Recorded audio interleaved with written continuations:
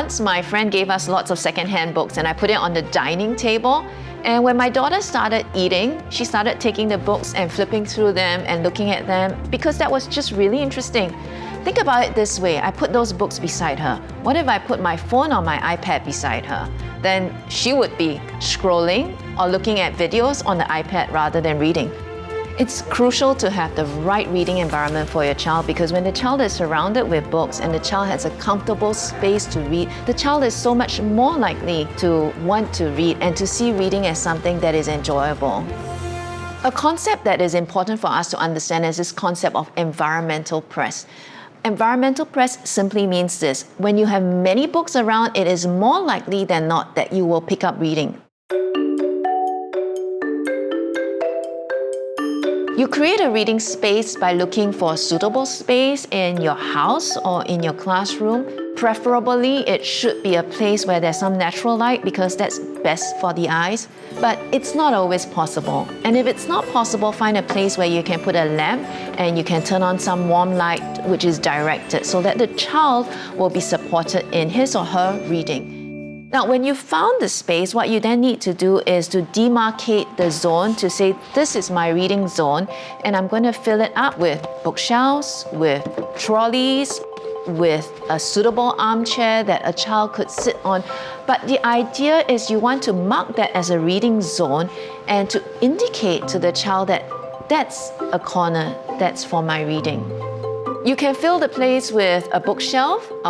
You may not have many books, but it's okay. Just put some books there as an indicator that this is a shelf that's going to be filled up. You can put books that are front-facing. Front-facing books are really great because they catch the attention of the child. And if you go to our public libraries nowadays, you'll see that they do use that same strategy to get the kids to want to browse and to explore the books that are there. Now, the other thing I want to highlight is that even if you don't have bookshelves, that's fine. You can have a basket, you can have a magazine box, and you can put books inside there. The second thing that you can do is to decide on what kind of comfortable reading furniture you can provide for the space.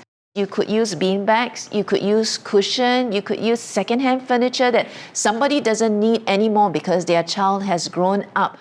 That reading furniture is so important because it just helps the child to feel like this is my comfy spot, this is my quiet zone, I can relax here. Your kid could go there in his or her free time to sit down and read. And that would also be a place where the child could chill, the child could relax and say, leave me alone because I want some time on my own. So that reading corner actually serves many, many purposes.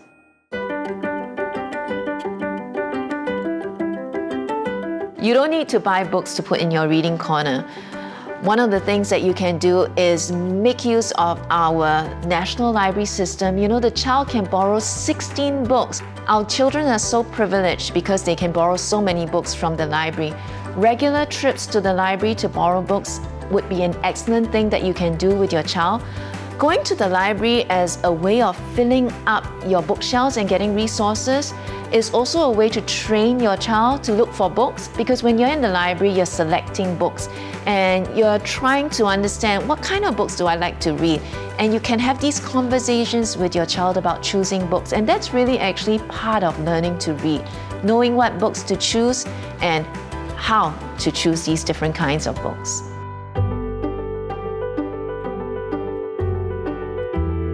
The most important thing you can do is to set aside time to read with your child in that reading corner. Because if you don't actually set aside time for reading, the child doesn't have that pleasure of sitting down and reading. So how do you prepare to read with your child in that reading corner? First, you have to prepare yourself. You must stop thinking, I've got that document I need to get out to my boss. You must stop thinking, I've got that dinner I need to cook. So you need to be in a good state of mind. So find that time to sit with your child. Then secondly, go to that reading corner with your child and say, what would you like to read?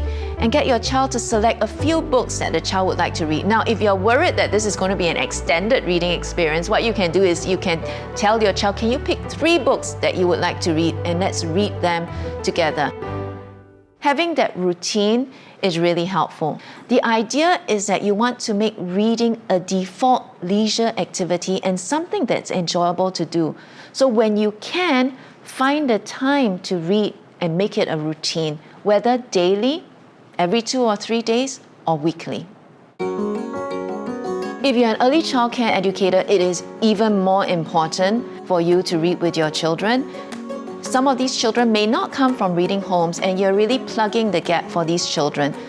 What you can do in terms of getting them to enjoy reading is to put aside some time in your day to read.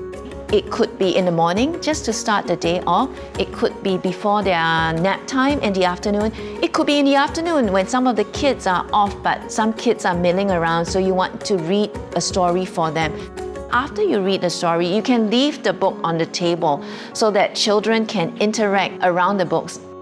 Now, one of the interesting experiences that happened was when I went to my daughter's childcare when she was young, and I was doing a storytelling session for the children.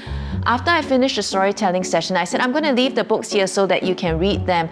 And the fun thing was all these children, they're all 5 years old, right? They just come and they start flipping the book and they start talking about the book. And some of them even tried to read the book. The point is they just read the book and it was such an enjoyable experience. They want to do it again. So by leaving the book on the table, I'm actually allowing them to recreate the experience on their own. When you put in the work to build a reading corner, when you put in the time to read with your child, when you make sure that your child at home or in school has access to books, bought or borrowed, what you're doing is you're creating a reading oasis for your child. And when your child is able to immerse himself or herself in these books, your child will start to enjoy reading even more and want to read more.